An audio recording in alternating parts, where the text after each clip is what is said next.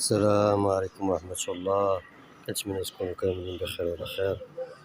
كما كتشوفوا الإخوان، حنا بدينا في هاد الميوت اللي نتا بدينا كنوجدو فيها وكنوجدو في هاد المنتوجات اللي نبدلو ونغيرو فيهم.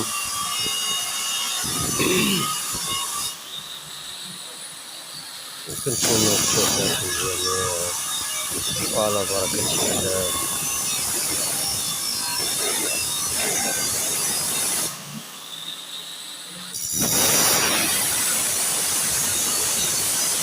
كما كتشوفوا قطعنا هاد الموطو هذا كان فيه شوية صدور وشوية سميتو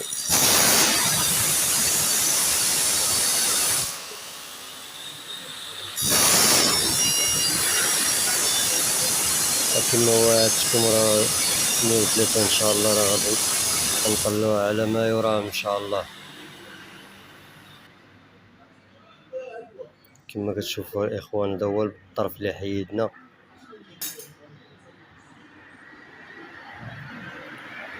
ونحاولوا نوجدوا هذا الطرف يكون مزيان على بركة الله.